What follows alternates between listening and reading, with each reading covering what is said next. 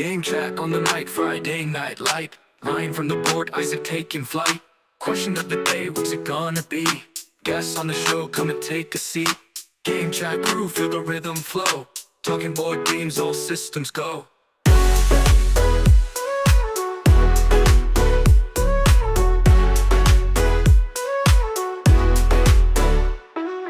Pick 5 games, what's your top choice? Hear the people shout, raise up your voice. Interview time, guest in the chair. Sharing stories, feels like we're there.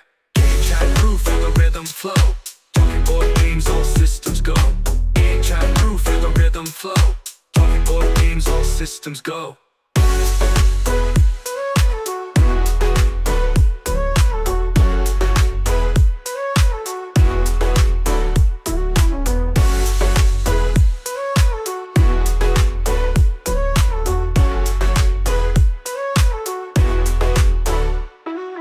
Interview time, guest in the chair. Sharing stories, feels like we're there. Game chat crew, feel the rhythm flow. Talking board games, all systems go. Game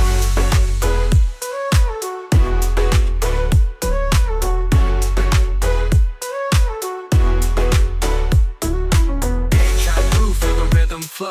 Talking board games, all systems go. Game chat crew, feel the rhythm flow. Talking board games, all systems go.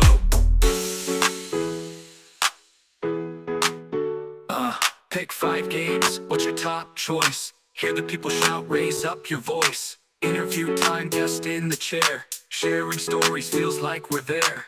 Game chat crew, feel the rhythm flow. Talking board games, all systems go.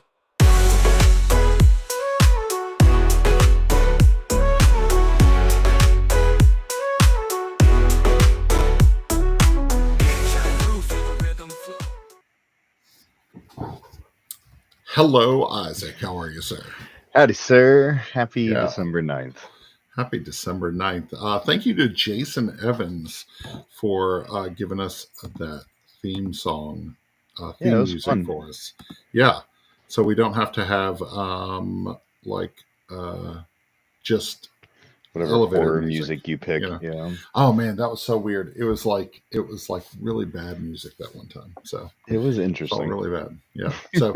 So interesting. I'm scattered because one of my kids lost a cable that I use every single time.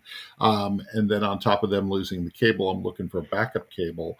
And I put my finger right, those wicker baskets that you slide into like some cubes and stuff. Yeah. I put my finger right into it and a splinter shard went right up my finger. And I was like, how long is this? Anyway.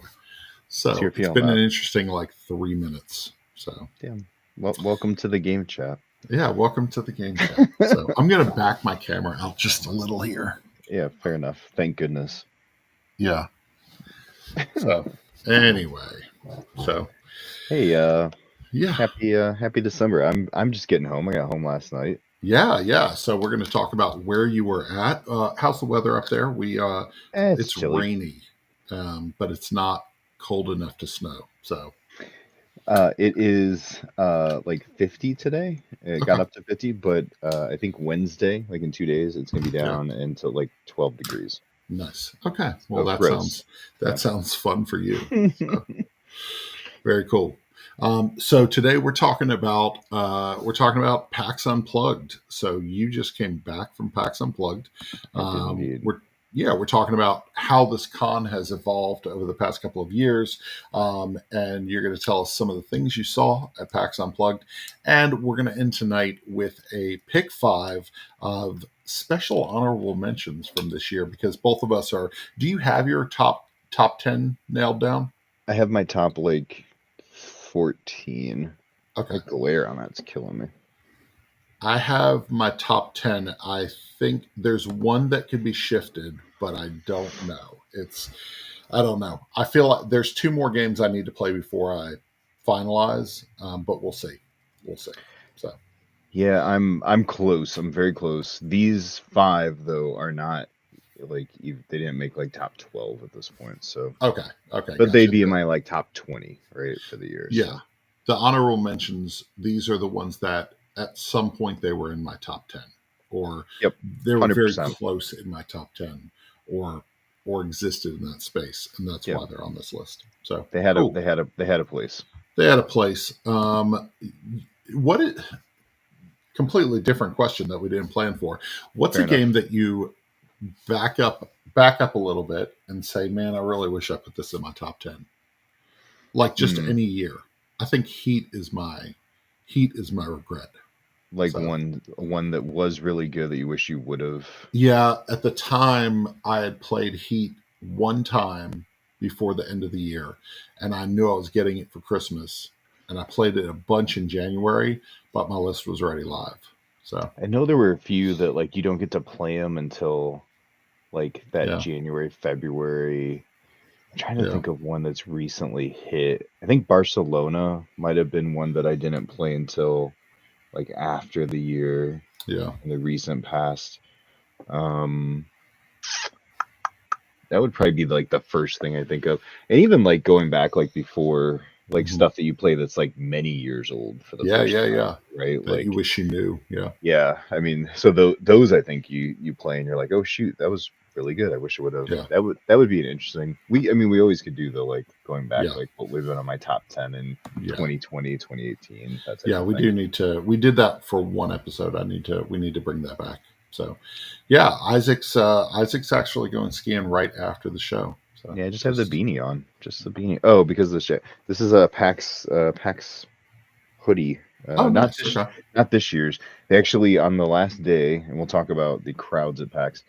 They had sold out of all new merch, like everything. They had apology signs up, and they drug out old stuff, and it was like crazy clearance prices. So, oh, really? Okay. I already have a couple PAX hoodies, but they had these for like $20. They're normally like $100, and I was like, yeah, I'll take another hoodie. Absolutely. Nobody can have too many hoodies. I'm a PAX fan. Let's talk about accomplishments before we get the show started. We're just delaying. You are throwing so many things on this. I know, for real. Look at this. Oh, hey, diamond painting. A little gem thing. I finally finished it. I got it like 3 Christmases ago. I love it. Have I showed you our Game of Sidekicks one? No, you have a Gaming with Sidekicks. Yeah, hold on. My wife had it custom made and then made it for me. What? You can print anything. Yeah. Any picture. So that's pretty cool. Our a little bit of glare, but it's all the individual little dots on there. I dig it. That's pretty cool. It was a lot of fun. Good job, Susan. Yeah, that's a nice one. All right, let's get into it. All right, first one, completely unrelated. What's the Christmas movie you have to watch every single year? I mean, it's December. It's a good time. I got my Christmas tree, my Lions Christmas tree going. Okay. Do you have a reason to celebrate, unlike Jacksonville? What's your go-to?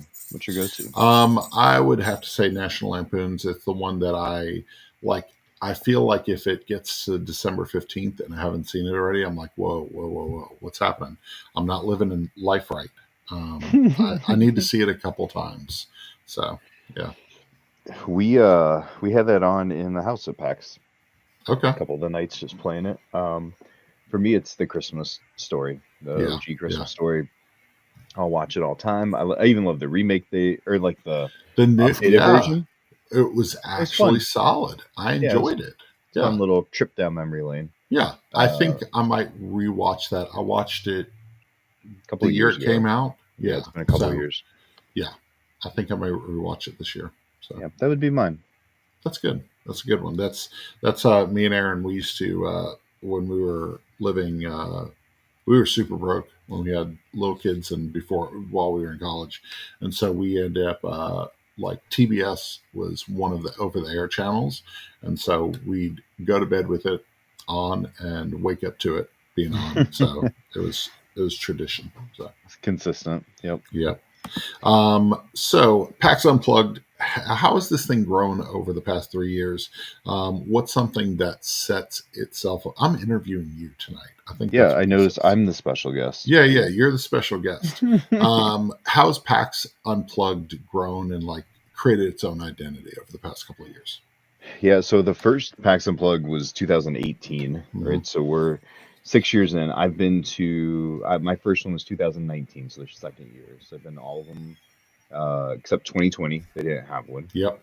For the pandemic. And it's the same location, same spot in Philly. It's been great. It's been growing. And I think somewhere around in 2019, before the pandemic, you had this feeling of like, oh man, this could get big. Like this could be a huge con. And I've had the pleasure going to PAX East in Boston, PAX Yep. West out in Seattle a couple times. And those are like streamlined, clean, fast, organized, efficient conventions. Yeah. Similar to a Gen Con, not so similar to an Origins. They just feel very organized. In 2023 last year, I believe PAX and Origins were here. I want to say they were within like 1,000, 1,500 attendees. There's rumor going around Sunday that PAX Unplugged hit over 40,000 and maybe even more, which would be double Origins. Yeah. Which would put them as the number 3 board game convention in the world. Yeah. Aaron and I were talking about that, like attendance wise, we were talking about like where this one ranks just from the outside. And I was like, if it didn't pass it this year, it's going to next year with no problem. When you looked around and they opened a whole nother floor that we didn't even realize this convention center had for open gaming for first looks, it was crowded, but it's spread out really well, so it never feels like Gen Con in there. Gen Con just is a zoo, but but a lot of big companies are there. It's the end of the year, so all the releases are out, right, for 2020. People are showing off some new stuff, but really it's more like, hey, check out all these cool titles we've had all year. And I think one of the things that sets that apart is you can buy the stuff you want to buy. Whereas Origins feels like there's nothing that's new. Gen Con feels like good luck wrestling away from people. Right here, it felt like all the titles are out. The 2024 releases, there's a bunch of Essen releases that somebody had brought in. So there's a lot of good opportunities. From the media, and I'm going off script here, from the media standpoint, how would you say this one ranks up there? Because I think we have a conflict this year, but we're choosing to go to Origins over the other convention that we have access to. And we think that's the right decision from the media perspective. What does it look like since it's the end of the year and people are just trying to say, hey, this is what we had and we have new stuff coming, but we don't have it yet? What does it look like? Excuse me. I met with like six or seven companies. I worked half the time with Chad over at 25th. But the ones I did meet with, it was the ones I already had established relationship with. I was flying, so I wasn't trying to take anything with me. But you have the opportunity to chat, but it's in between that Gen Con Origins thing, where at Gen Con, everybody's there, but good luck finding time. Exactly. Origins, I feel like they're like, pull up a chair, come hang out with us. Like, we've got time to chat. And here it felt like we're really, really busy. We've got a few minutes. My best example of that at Origins, myself, Will from Tantrum, and then you and your wife, right? Did we me and Aaron were there, Yeah, and that was Sean saying like, I got some time, let me know, pretty casual, right? They had a table set up, demoing theirs that was just a lineup waiting to check it out. You could not have casually demoed Lairs and talked to Sean. Absolutely. It wasn't going to work. So Origins, I think, still works the best for us as media for having opportunities to talk to the companies. Right? And that's why I think that's why our decision is to stick with Origins for right now. So for our channel. What publishers made an appearance this year that you recall, and who seemed to have the most traffic over there? Yeah, so it was definitely some people that you don't see at Origins. One of the big ones being the Op. The Op had a really great, good-sized booth. Their Gen Con booth at the Op is always like the pinnacle to me, one of the biggest spectacles at Gen Con. But even here, they had a great setup, great for now I just forgot the Gnome game for Gnome Hollow. Gnome Hollow, For Flip 7, they had like a dealer table with a card shuffler. It was awesome. Yeah, that's awesome. So they had a great. So part of it was like, here's the cool stuff we did at Gen Con. We're gonna kind of bring a piece of that Yeah, that's over. cool. Asmodee had a great setup, and Asmodee, Okay. being so many pieces, was able to highlight, here's all of our Star Wars Unlimited. Here's Yep. here's our Atomic Games area. Yeah. Here's Forest Shuffle with a brand new expansion that I didn't realize was there until Friday, and it was Was already it? gone. Yeah, Oh. they had it, but it was gone the first day. Okay. So, Yeah, that's on my list. So little things like that. That I was like, Yeah. oh shoot, I didn't realize they had a few. Yeah. Of those Yeah. things. The Star Wars Unlimited promo set that they only sold 100 a day was crazy. And then the Lord of the Rings Trick Taker was their big game there. You stood in line. I saw a TikTok with you, and I did. Did you get a hold of it? So I don't play cooperative trick takers. I don't love them. The crew, not my favorite kind of game. But I love Lord of the Rings. So I sat down for the demo of this thing. Played 2 hands. Each hand is a chapter. It's 18 chapters and 18 rounds in the book, right? And you pick characters. The character. It was. I played it. I was like, okay, shoot, this is really good. So we got in line, and yes, I can successfully say in my Asmodee shopping bag that I was able to secure a copy. So 18 rounds.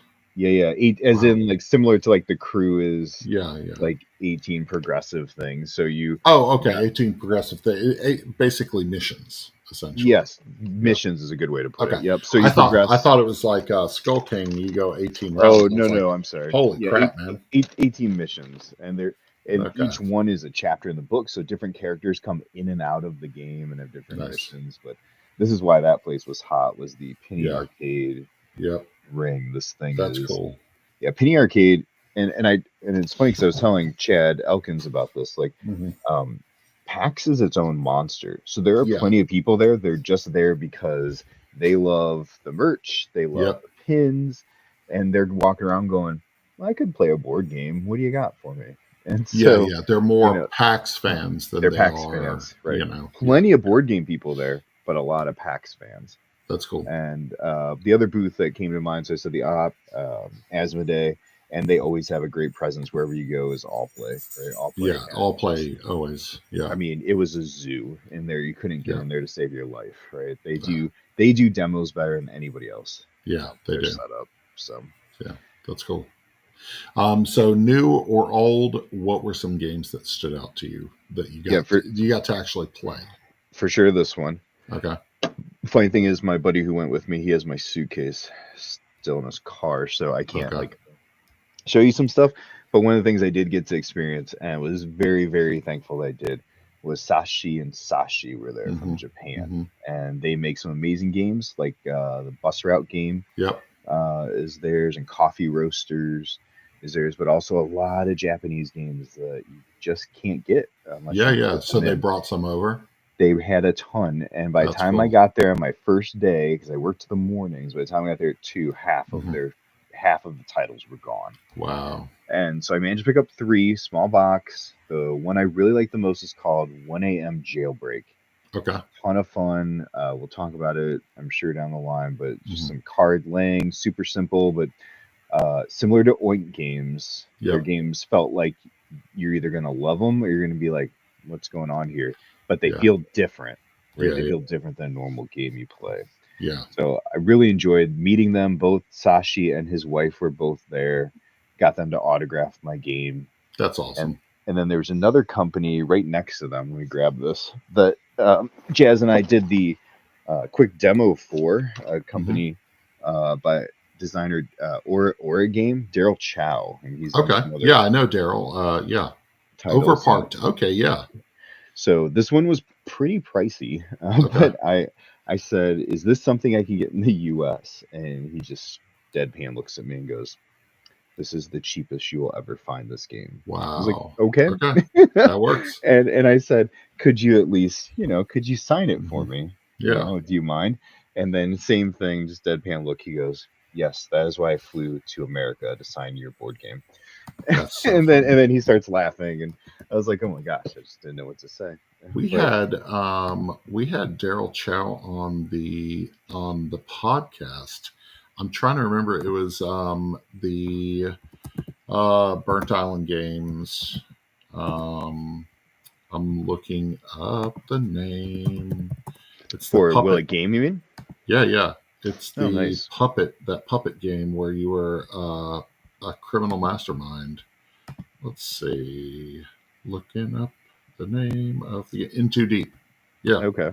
Yeah, that was Daryl Chow. Yep. That's awesome. So Yeah, he was great. It was nice chatting with him. He's got a couple titles that Arcane Wonders is releasing here yep, in the near future. So that's lots cool. of cool stuff.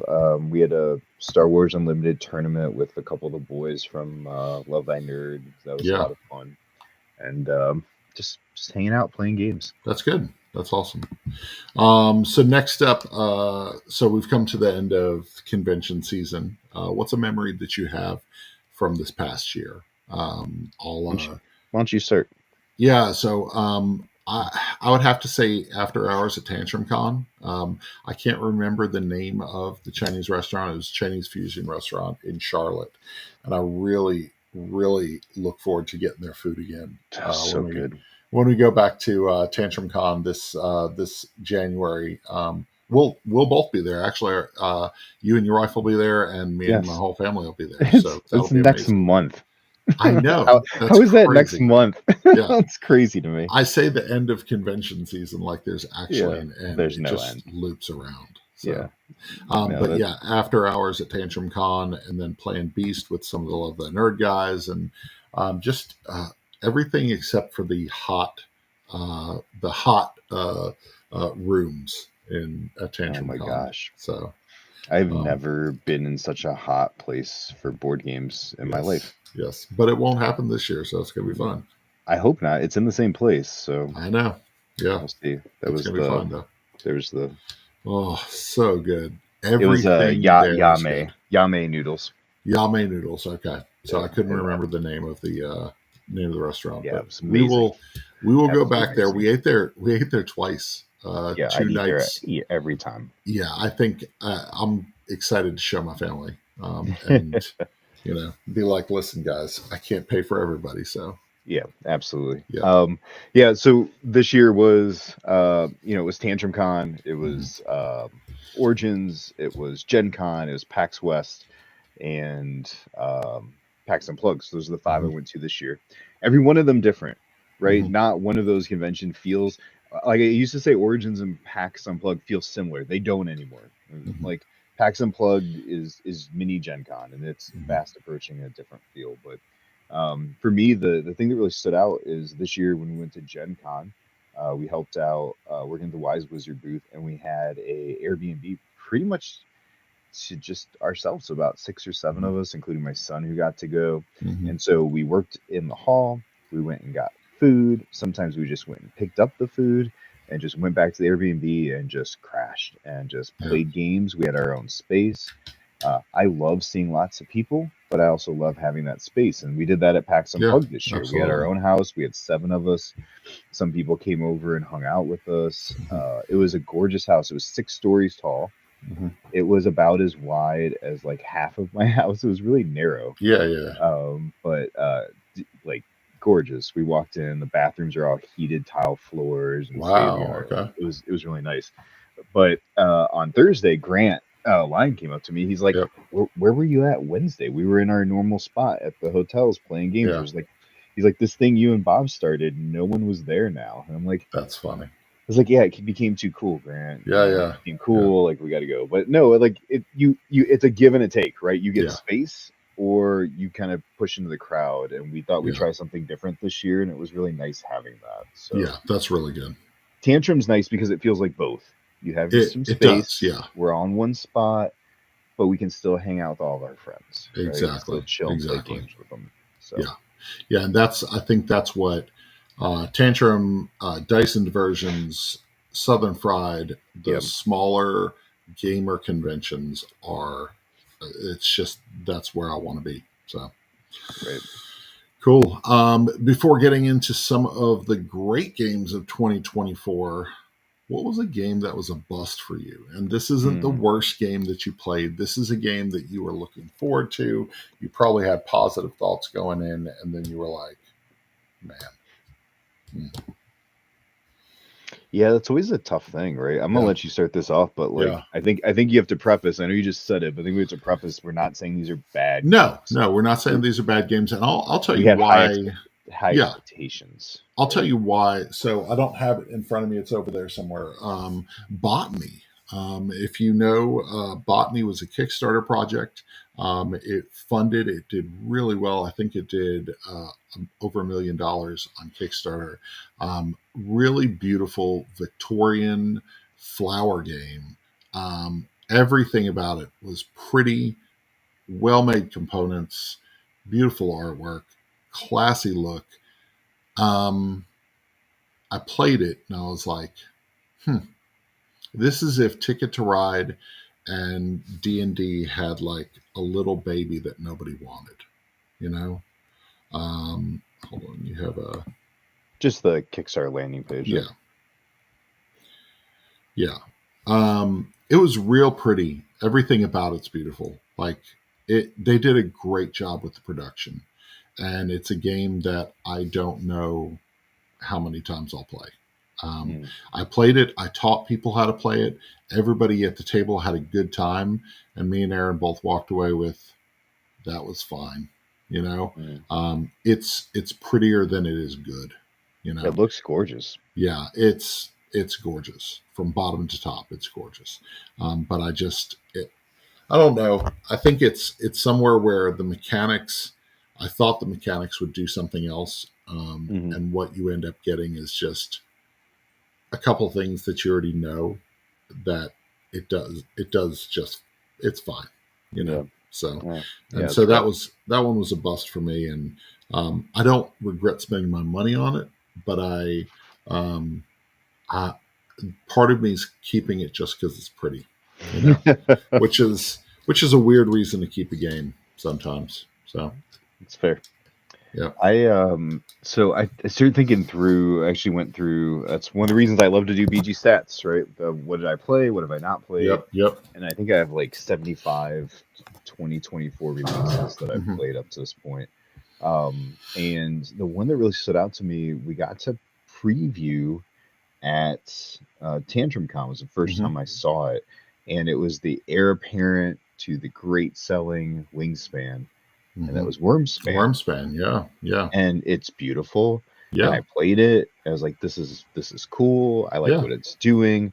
And then the more I played it, I thought, I'm okay with Wingspan. Like, yeah, I'm not disappointed with Wormspan. It just wasn't doing anything different for me. So as a 2024, like this was going to be huge. I feel like its trajectory hit and then just kind of bottomed out. Where Wingspan continues to be something people talk about and love and play. Yeah, and just like we taught somebody Wingspan. This was their first time playing Wingspan. We taught it to them in May, and they were like, "This is so good. Is this new?" And I'm like, "No, it's been around for a couple of years, you know." And so it's kind of a staple of the hobby now, you know. But yeah, it's real good. So not bad games. I've played bad games. I know you've played bad games this year. Yes. But we're not going to talk about crap. Yeah, I don't need. I don't feel. I've always felt like our channel's like. I have no reason to point a spotlight on a bad game, right? No. But I will tell you, this was really fun, and that was one of my favorite things with working with Chad over at 25th Century Games. Is when people are asking me about his games, I'm like, these are great games. Yeah, I'm explaining Agueda to people, and they're like, "Wow, you sound like you really know this game." I'm like, "I do know this game. I don't work because you played it. I just played this game." You know? Yeah. We had Hamster Roll right set up on the table. So good. Got to demo it with people like that. Like that just makes my heart Hamster Roll swell. Seeing all here. these people playing this game that I love so much. Yeah, so good. And I'm happy that I get to introduce to people who had never seen it. Yep. He sold out in hours on the first day. Good. He could have sold 5 times what he brought. Hamster Roll. Yeah. And it was just a blast. And we played on a table that was like this big, and they're like, "This table's too small." I just kept sliding it back. Yeah, slide it back. It'll work easy. So it was a lot of fun. That's good.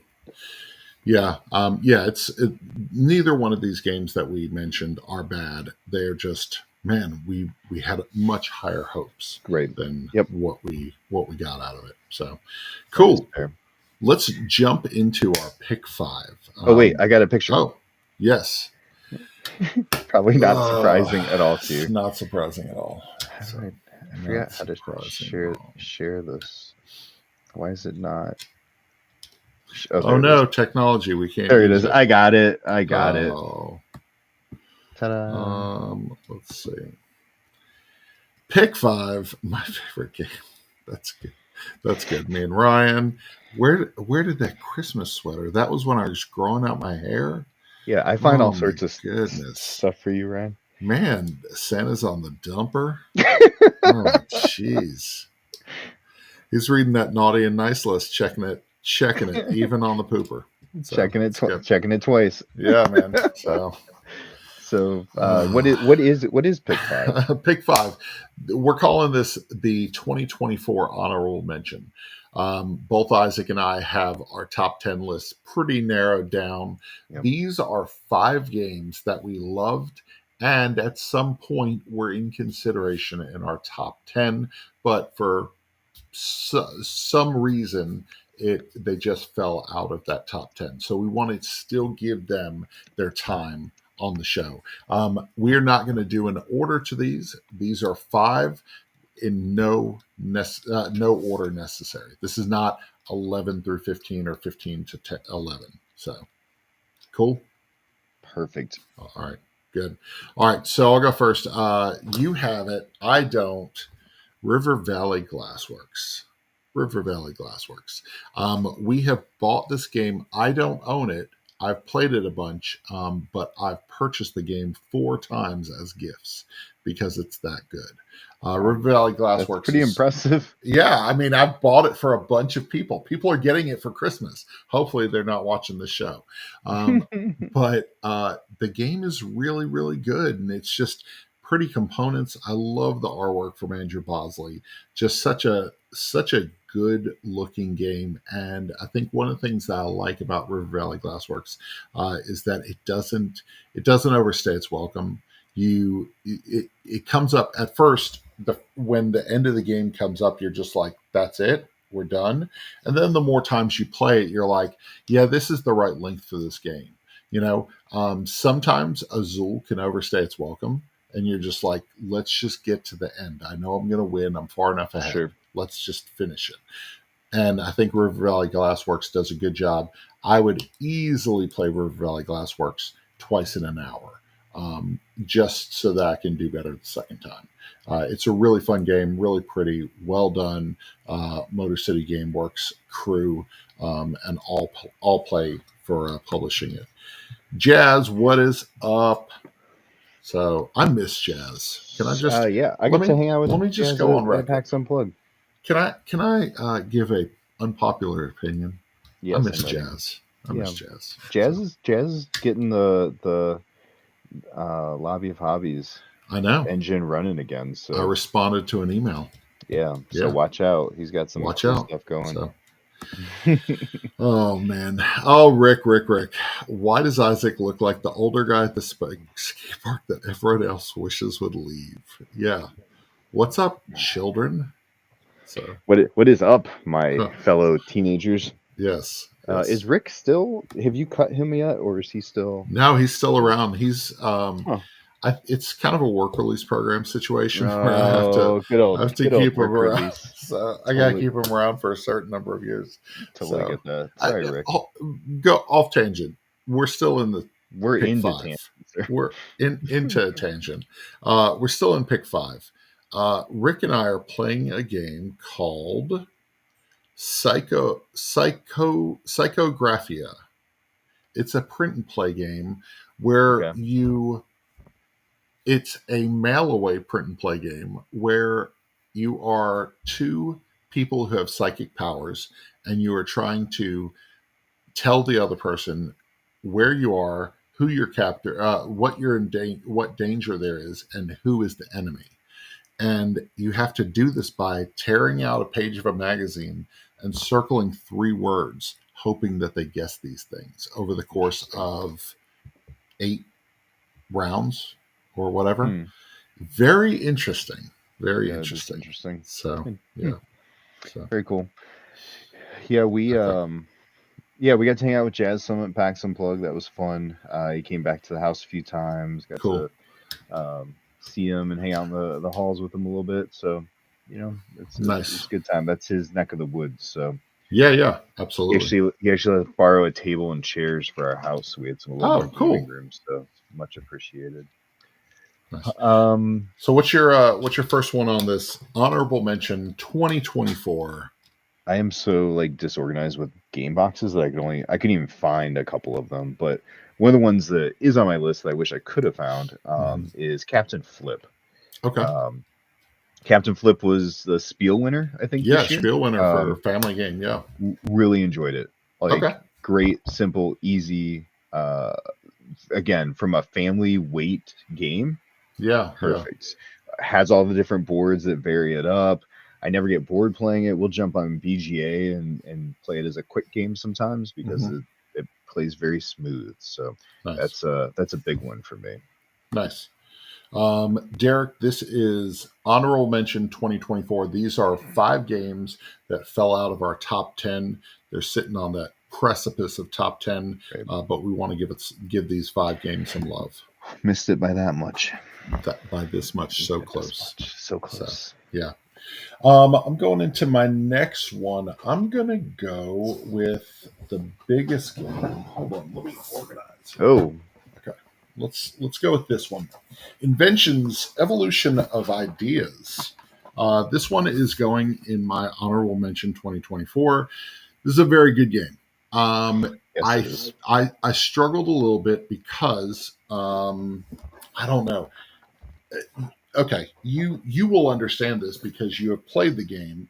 I played Inventions. I played Inventions. I was formulating my thoughts before playing a second time, and then Speakeasy came along. Yeah, and 100%. And I've played almost every Lacerda, and Inventions is not in the top half for me. Yeah, Inventions is a very good game. It is. And some 100%. People will think it's a great game. I think it's a very good game. I'm glad I played it. It is one of the top heavy games of the year. So, yeah. This is the top 10 tease. That is true. Yeah. As far as Lacerda games go, I love them all. There's not a Lacerda game I wouldn't play. Mm-hmm. But there are 4 that I'd play before that off the top of my head. Yeah. And Speakeasy is right up there. That's the problem. I think that honestly, some of the heavier games that I played this year actually suffered because I played Speakeasy. Because Speakeasy is already top 3 game for 2025. Yeah, it's amazing. And Absolutely. So I don't know. I think I struggle a little bit with figuring out what heavy games go in my top 10. So there's Speakeasy, by the way, right there. Just chilling on my. You can just send it back. Just chilling, right? Just my address. Just touch base with Rachel and be like, let her know you don't need this, right? I sent this his way. I had to change a one. I'm going to change this one because I do this all the time anyway. Yeah, you do. Hi, little Josiah. Oh, little Josiah. Hey, little Josiah. Hi to me also, or you look like an old creepy skater guy. Sorry. Fair enough. Disappointment on components wrecked this game for you. Comic Hunters. Yes. Yes. Is a great game. It is a great game. It is. But the way Spin Master put this thing together was such a disservice to an amazing game. It's such a huge misstep because every time I play the game, I think about how bad the components are and the quality and how cheaply they did this thing. Charge me $20 more and make this outstanding, which they could have easily done. Did you know, minus the board, the entire thing fits in a small deck box? Really?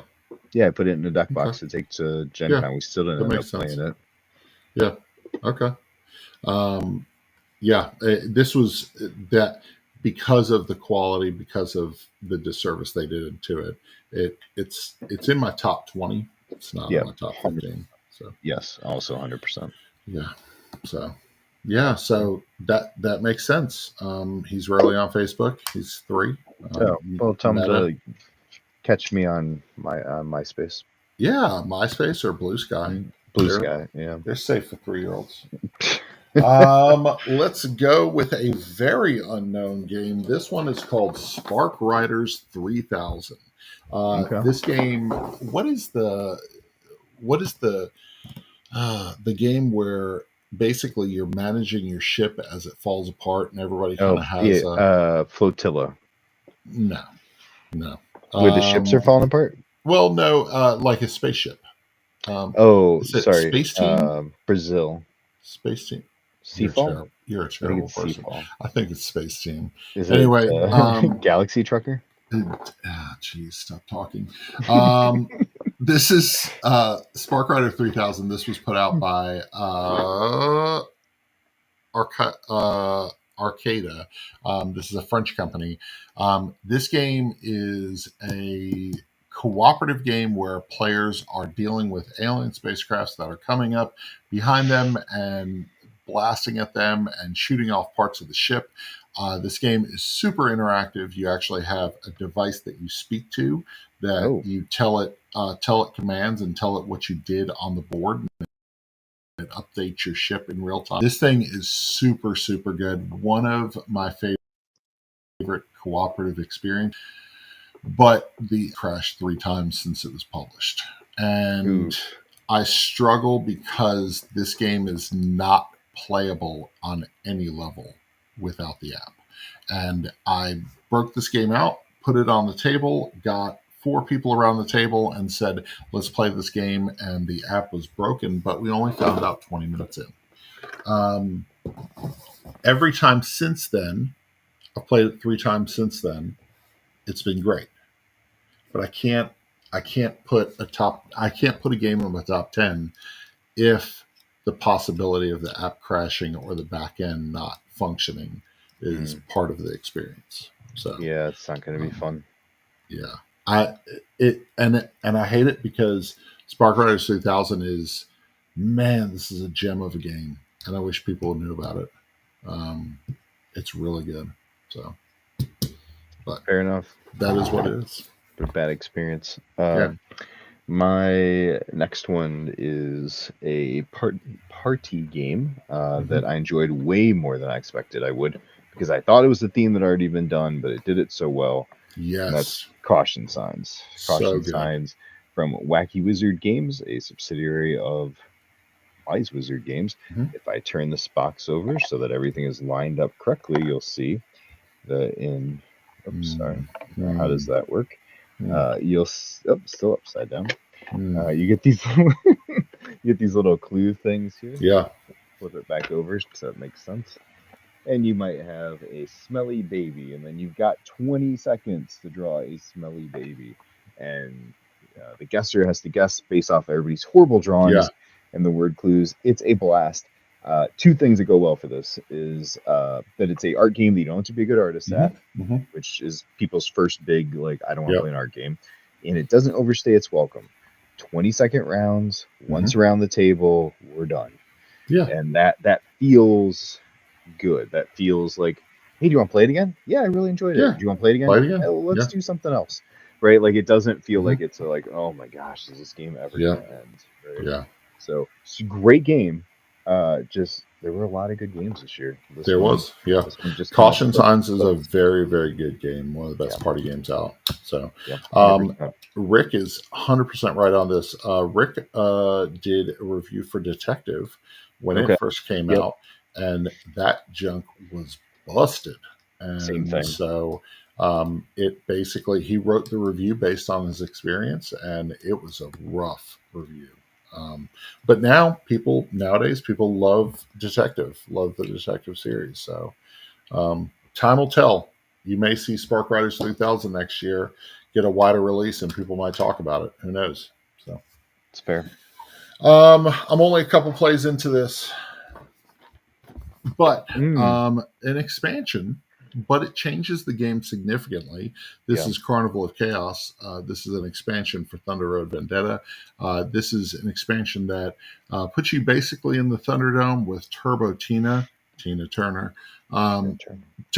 Turbo Tina is orchestrating this giant, crazy demolition derby situation. It's fun. Couple plays in, I like it. I don't love it, and I think there's like certain times that I would want to play this, but it does not. It does not usurp Thunder Road Vendetta. Thunder Road Vendetta was my number one last year. Wow. It is still up there. Carnival of Chaos is a fun addition that I wish felt more chaotic. So. Sure. Yeah. Rick, I don't have outfits. I just got home and threw on a t-shirt and a hoodie.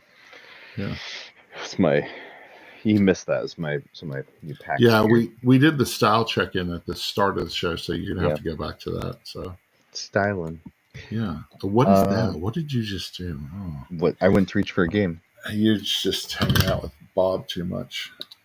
Oh yeah, Bob was styling every day. I know. He's got like 6 different pairs of shoes every time he goes somewhere. He brought 8 different pairs of shoes for 4 days. 8 pairs of shoes. That makes sense. He changed halfway through the day once. Yeah. Yep, that makes sense. This is a game that my son was geeked for.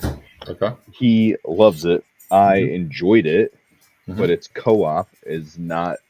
It's gonna be a struggle. Co-op can still be good. Come on. But I enjoyed it. But it's gonna be a struggle for a co-op game to be like a top game for me. That being said, Slay the Spire. Okay. The board game, the ginormous Slay the Spire game. If you love the video game, yeah, it stays true to it. You're dungeon crawling, you're beating up on baddies, you're gaining stuff. You're kind of figuring out, okay, you have this power, I have this power, we'll do these things. Like it was fun. I enjoyed it. It felt difficult, which a good co-op should as well. But yeah, absolutely. If I turn this around, so it's do you see all my boxes are the right way? This one's the right way. See, you live in a world of chaos and unorganization. It's a lot of game. It's a ton of fun. If you love Slay the Spire, you'll love this. As far as co-op games, have we done a co-op episode? I don't think we have. No, we need to do a co-op episode. It's going to be me telling people that they should play co-op games, and you telling people don't play co-op games. I know how to talk about co-op games that I like. There's a couple of them. Yeah, Tesla is a great Tesseract. Not Tesla. I've not played Tesseract. Oh man, it's so good. Anyway. My favorite one is also based off of a video game. And it's like 3 times the size of that box. Bob's Baby Blue Fit was tough. Dude, nice. He had the fits. He's rolling. Yeah. So rolling. I met the guy who does the shoe and Nerdy Soul. He was great. He said he'd love to come on our show. He's got a Kickstarter coming out in a couple months. Would love to do that.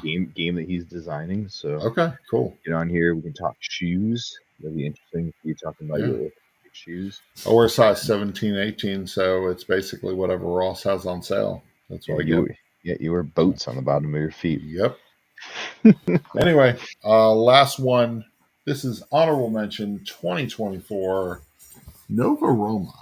Nova Roma was so good. In my top 10 for a long time. It slowly started pushing down, just not because of itself, but because of a variety of games that just showed up and kind of pushed it out. Nova Roma is one of my favorite Euro games released this year. Stan Kordonski did an amazing job with this one. So happy that 25th Century Games has partnered for distribution.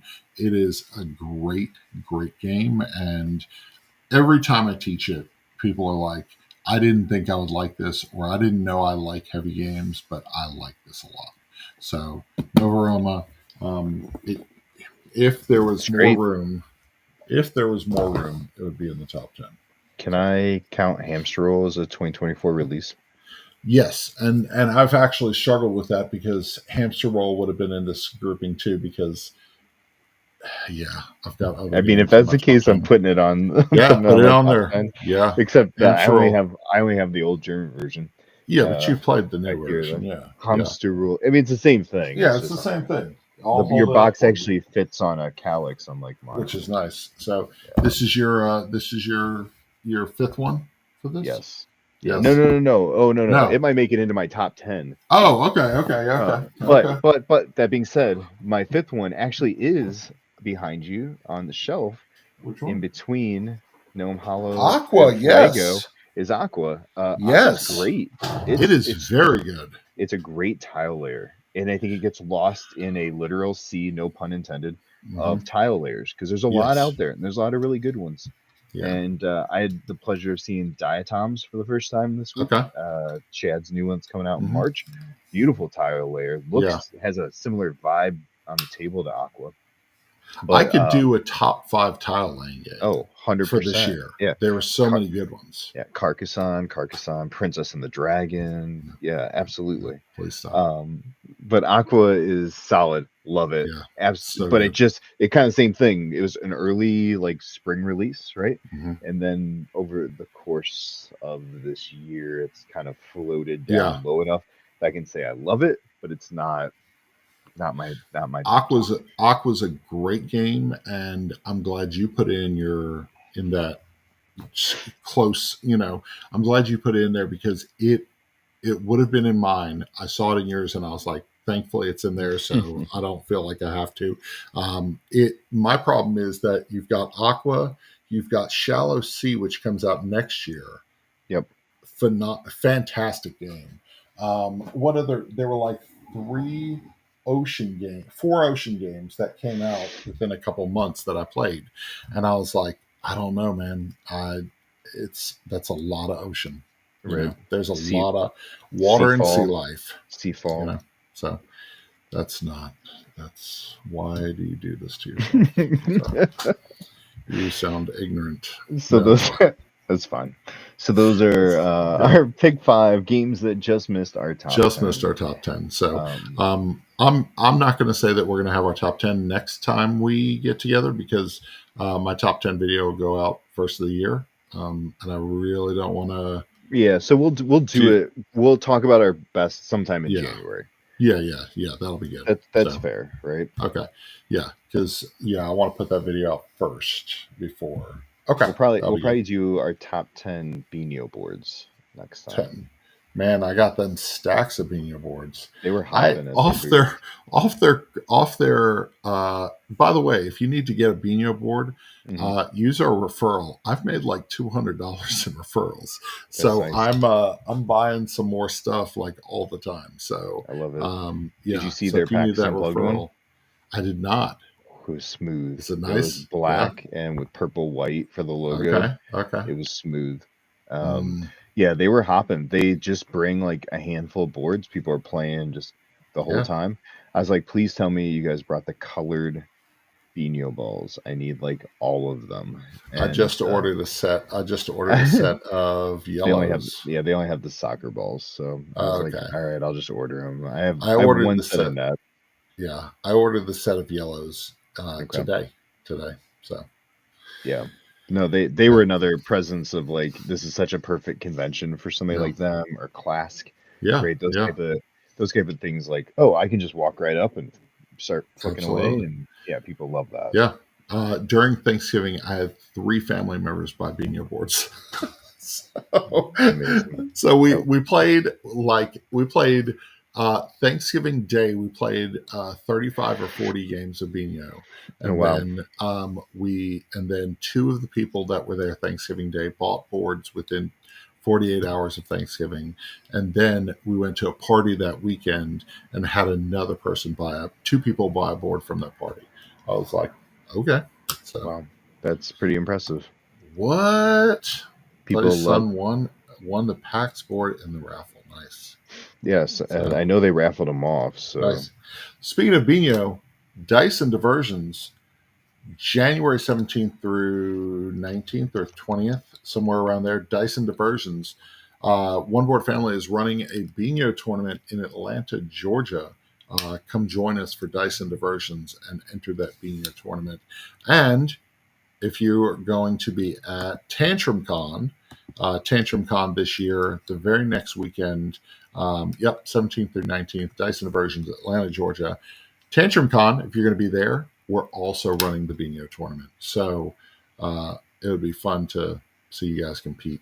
So that'll be a lot of fun. Tantrum Con. We'll all our family will all be there. It's going to be a lot of fun. Yeah, I love Tantrum Con. It's so much fun. It's just like, yeah, and everybody's super friendly there, which helps the fun. And I don't think they're sold out yet. Highly recommend you get in there. Grant's not going to be there this year, though. I was very sad. He won't? Oh, okay. No, he said he couldn't make it this year, but yeah. But otherwise, we got some good peeps going to be there. It's going to be fun. It's going to be a lot of fun. So, so Isaac, as we close out the show, what have you been playing, man? It's a good question. One thing that I had been playing a lot on BGA, and we played a lot at our house because it was fast and everybody wanted to play it, and I had to buy it on Allplay's website, is Fromage. Okay, I have not played it, but I keep seeing it. Real close secret. This jumps so high into my top 10 list, I can't. It's making my head spin. Really? This is a game that if you said let's play it 20 times right now, I would say let's go. It's I might need you to play on BGA with me then. It's so good. It's amazing. Okay. Absolutely amazing. It's fast. That's a problem. It's a symmetrical player movement. They've got an expansion coming for it. It's gonna be a standalone. That's another cheese thing. I love cheese. Everybody who knows me, they're like, who doesn't love cheese? So. Yeah, absolutely. I look like I love cheese. So Jason Beck will be at their first Tantrum Con. So I look forward that's right. Seeing them. That's right. Their first venture out there That's cool. That's gonna be fun. World. So Jazz said yes, it's that good. Yes. Hey Sean, what's up? Fletch, yeah, absolutely. Yeah. So and Randy is here. Hey Randy. Yeah. Randy is everybody's showing up at the end here. I know. Randy's one of my Game of Sidekicks teammates.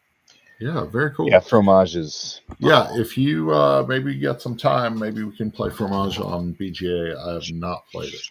I have blocked you on BGA, but we'll have to figure it out. Oh, that's unnecessary.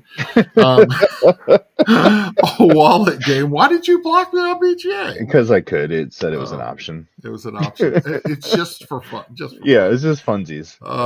This wallet game right here, Mysticana. My review for Mysticana actually goes live tomorrow. This is a new one from Button Shy that came out last month, I think.